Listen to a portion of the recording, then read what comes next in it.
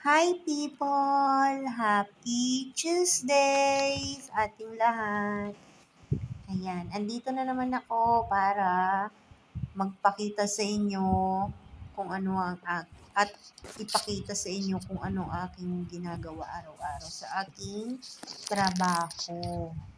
Ayan, yan nga po, ginagawa ko ngayon ay ina-arrange ko yung mga resibo na binigay ng aming amo para magawa namin ng maaga. Kasi sa isang resibo po, naglalaman siya ng 100 pieces na items. So, iba-ibang code siya. So, ako po yung na-assign dyan. Hindi lang naman ako, meron din po sa taas, sa third floor. Need siyang i-heat press, yung mga nasa taas. Yung sa akin po dyan, nakadepende po sa ano, kung ano ang order. Meron din naman na pinaakyat ko sa taas yung resibo pagka mayroong mga kasamang kailangan tatakan siya sa heat press or kailangan gamitan ng heat press. Meron namang hindi kasi nga ang area ko ay more on mga printed na mga damit at saka shorts. Ayun. So may mga plain din kami. Kung gusto nyo, pwede po kayong bumili sa shop namin. Pwede po kayong pwede nyo pong tignan doon sa TikTok shop namin. Baka may magustuhan kayo. Ayan. So, yan po, inayos ko na. Binubukod ko po yung bawat isang nakapangalan sa resibo or yung dami ng item. Kasi tulad niyan, nakaseparate yung flash, nakabukod din yung ninja, and then nakabukod yung JNT. Tapos, after kong bubukod yung tatlong yan, kailangan ko naman siyang ulitin. Bukod ko naman yung kukonti sa marami.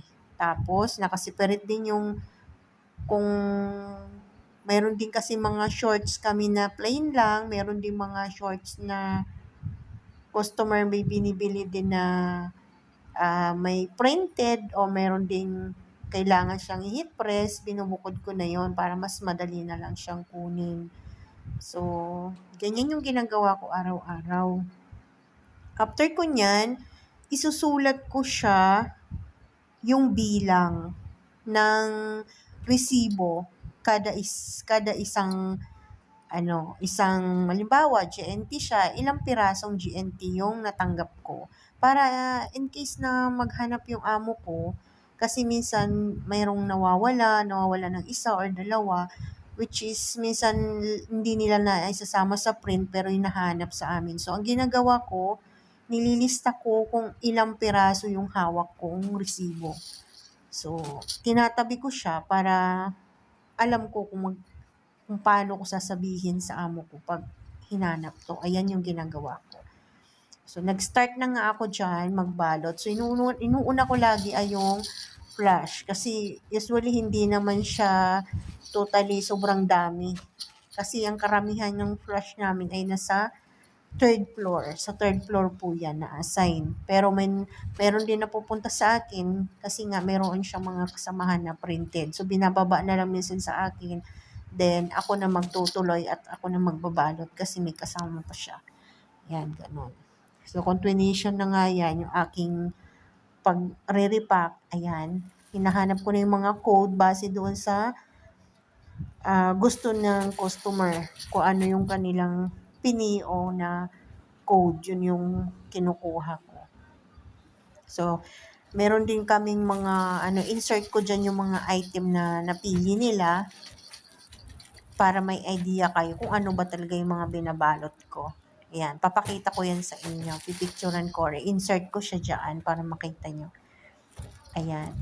So, dapat, ang ginagawa ko dyan, binibilang ko din. Dapat sure ako na tama yung nilalagay ko dyan. Lagi kong chinecheck yan. Kahit na-check ko na siya isang beses, kailangan ko pa rin bago ipasok sa plastic. Kailangan make sure na tama ang bilang para hindi na magtatanong or magrereklamo yung customer. yung customer namin. Kasi nga, merong times na syempre hindi maiwasan, merong nakakarating sa customer na iba ang code na naibigay kasi last time nangyari na yan, pero hindi pa naman sa akin dati sa mga kasamahan ko, but okay na ngayon kasi syempre hindi naman agad makakabisado ko, lalo na't kung bago ka pa lang. Pero pag sanay ka na, makakabisado mo na. So yan yung hawak ko na yan ay yung terno t-shirt with shorts. Yan, printed po siya. Yan. So yan. Tapos dalawang peraso yung flash na binalot ko, tapos ninja yung next kong gagawin. Kasi minsan, inuuna ko yan dahil maaga yung pick up niyan. Usually, 10 AM, minsan dumarating na yung flash. Dati, pagtungtong ng 11 to 12 naman, ninja. Pero ngayon, halos magkasabay na lang yung ninja at yung GNT sa pag-pick up. Kaya, which is good kasi hindi masyadong nagmamadali. Pero, kailangan na rin namin gawin kasi nga, since nandyan na, para mas maaga, mas maganda at hindi na rin hassle at hindi na rin puro pagmamadali yung gagawin. Lalo na kung maraming resibo. At marami sa isang resibo, sobrang dami. Kasi kung gaano karami, yun din yung talagang matagal gawin. Kumbaga, kasi ikutin mo yan eh. So, ayan, naghahanap nga ako dyan ng mga code na hinihingi ng customer, kung ano yung mga naka-attach dun sa resibo, yun yung kinukuha ko. So, yan yung kinukuha ko na yan, yan yung terno pajama. Insert ko din yan dyan para makita nyo. Mura lang yung mga paninda namin, guys. Kung gusto ninyo, pwede kayong pumunta sa aming TikTok shop. Pwede sa aking TikTok shop. Search nyo sa TikTok. Dress and More. Then, click nyo po yung yellow basket ko doon. May mga sample ako doon na pwede nyo makita or baka may magustuhan kayo. Pwede po kayong umorder doon. Ayan. Ayan po. Yan ay pajama terno po yan. Papakita ko sa inyo. Insert ko dyan yung sample niyan. Para makita nyo yan. Usually, yan, mabenta yan sa amin. Yung mga ganyang pajama terno. Mabilis ma-sold out yan. Sobrang mabenta siya. Bagong dating lang yan. Ngayon lang din yan dumating eh. Pero mabilis lang maubos. Halos nangalahati siya kasi depende kasi sa sa dagsa ng resibo at saka sa dami. Kasi iba-iba pong lugar. Karamihan ko ngayon part ng Mindanao yung umorder niyan. And then Luzon. Yan. Doon malapit. So yan, in ninja po yan. Yung binabalot ko. Yan. Minsan, pag sobrang dami talaga, kailangan ko siya sa mas malaking plastic ilagay. Pero ngayon, di naman masyado.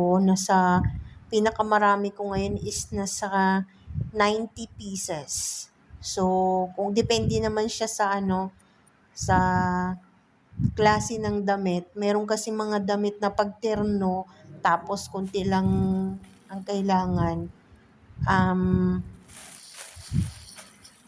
Hindi naman kailangan sa malaking plastic. Pwede naman sa maliitan lang o sakto lang para sa kanya. Yan.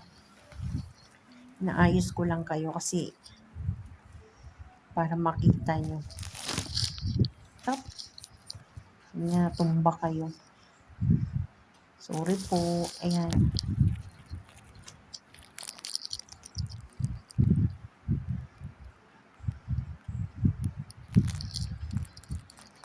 Yan, kung nakikita nyo. Ayusin ko muna yung aking buhok ng hindi masyadong nakasagabal. Oops! May nakaharang sa camera.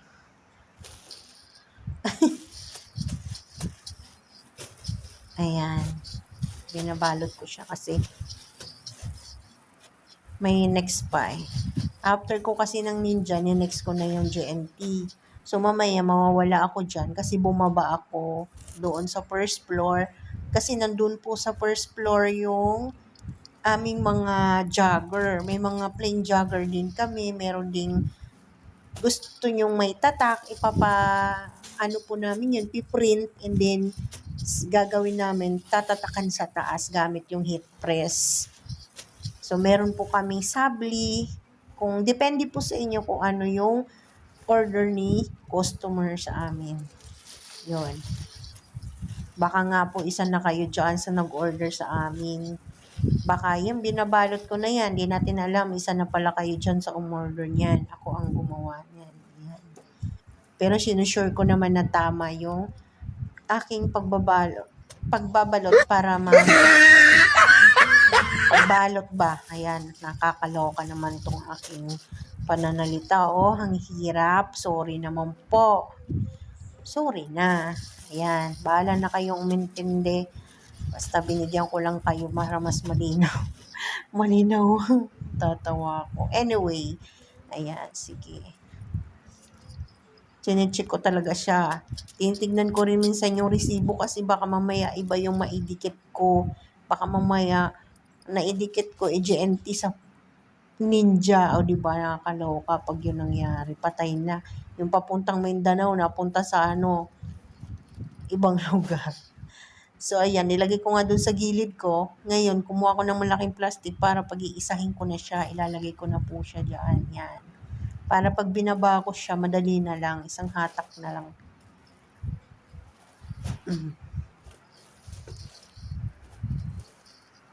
Yan. Maluloka nga ako sa eh.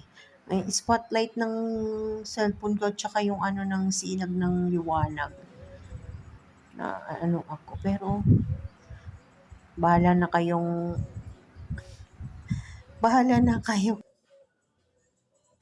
Sensyahan nyo na. Ayan, umikot ako kasi dun sa kabilang side na naman yung request ni buyer. So, kailangan ko siyang kunin. So, ayan nga. Umikot pa ang lola niya. Hinahanap ko pa yung mga items na kailangan ni customer.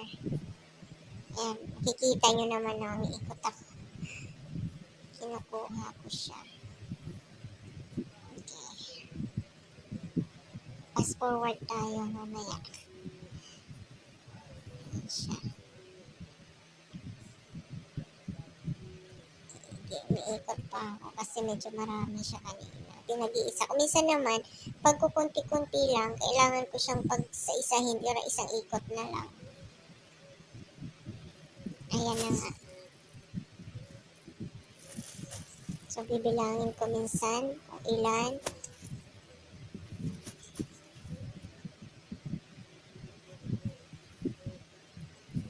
Kailangan ko na siyang gawin para maaga din siyang matapos.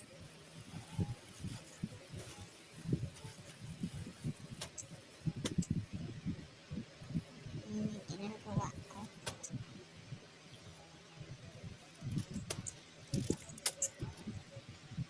So, binubukod ko nga yung dulo ng resibo kasi nagagamit ko siya pagka nagsusulat ako bilang scratch paper. Ginagawa ko siyang ganun para meron akong magamit. Kasi minsan naubusan ako ng papel. Hindi ako agad nakakapunta sa office para kumuha. Ginagawa ko na lang. Tinatabi ko yung mga kapirasong papel, yung mga sobra-sobra ng resibo.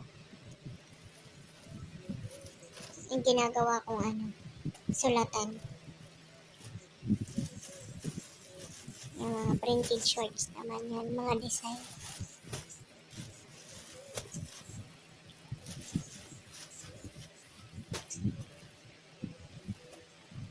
Ganyan yung ganyan mga trabaho namin.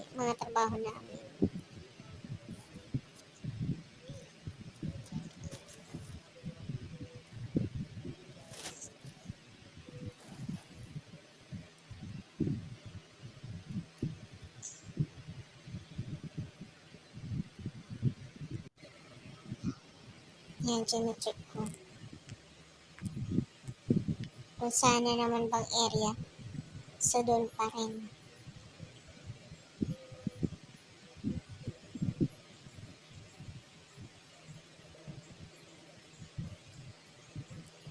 Yan guys. Fast forward ulit tayo.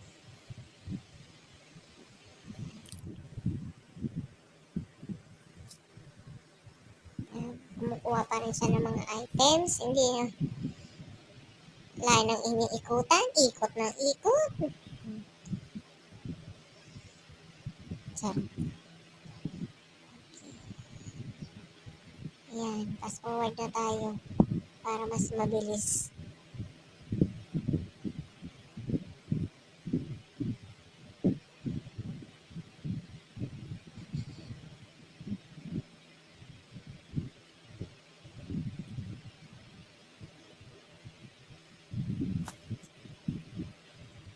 Diba, maliwanag na naman siya. Iba yung ng ilaw.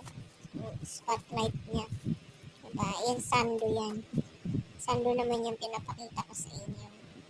Yan, mabenta na yan ngayon siya. Kasi din eh. Tsaka naka-plus sale kami ngayon sa TikTok. Pwede kayong, visit nyo din yung, TikTok shop namin, sa amo namin. Yung search nyo lang sa TikTok yung 99 Degree Store. Tsaka unknown. Makikita nyo yun doon lahat. Pwede kayong umorder doon. Search nyo unknown at yung 99 Degree Store. Oops. Nahubaran na ako dyan.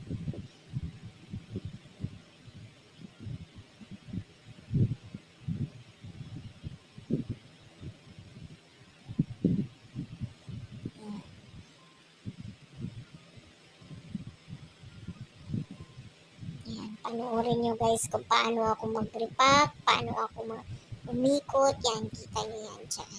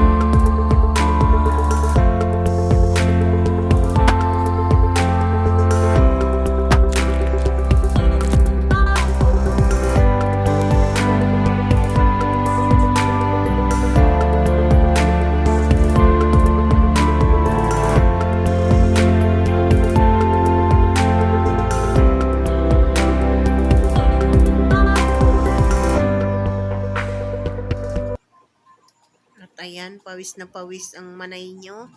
So, kailangan nyo muna magpunas ng pawis. Grabe ang pawis sa pag-iikot.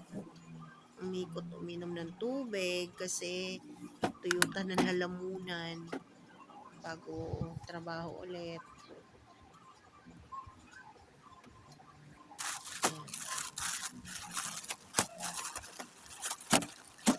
So, yan yung mga jogger na kinuha ko sa baba, sa first floor. So, check ko ulit siya sa resibo. At then, ilalagay ko, i-attach ko sa resibo yung mga jogger na hinihingi ng customer. At saka kung ilan. Na ako minsan, yung dark blue at yung black, minsan halos mag-same color na siya, kaya magkalapit lang, kaya masasabi mong black na yung dark. Kaya minsan chinicheck ko talaga para walang masabi yung customer na bibili. Yan, tapos tatali ko yan siya. Since hindi siya magkasya sa lagayan ng plastic, kasi medyo maano siya makapal siya, kailangan ko na lang siya i-bubble wrap. Tatali ko muna siya. Yan yung ginagawa ko. Kasi 6 na piraso na siya. So, medyo makapal yan. Kapal kasi yung tela. So, medyo makupok siya. So, hindi kakasya sa plastic. Alangan, hindi siya pag sa malaking plastic ilagay. So, ginagawa ko, ibabubble wrap ko na siya. Gigilid ko muna para tuloy yung paglalagay ko ng resibo sa kasamahan yung ibang jogger na i-attach sa resibo. Lalagay ko nga siya. Tsaka kung ilan. Yan yung ginagawa ko. Since 4 yan, kasya yan siya sa malaking plastic. Yan. 4. Yan, empty na pala to. Guys, yung hawak ko. Tapos na ako sa Ninja. At saka sa cash. Medyo empty na yung aking ginagawa.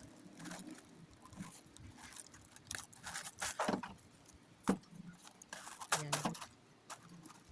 Continuation ulit yung pagpapak ko.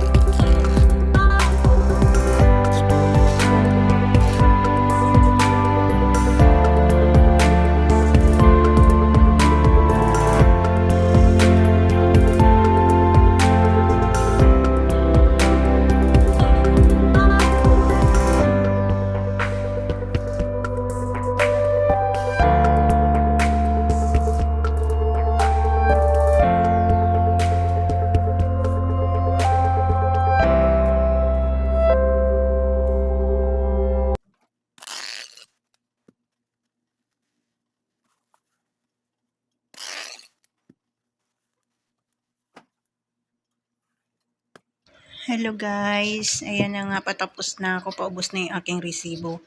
At dyan na nga po nagtatapos ang aking vlog for today and afternoon ba?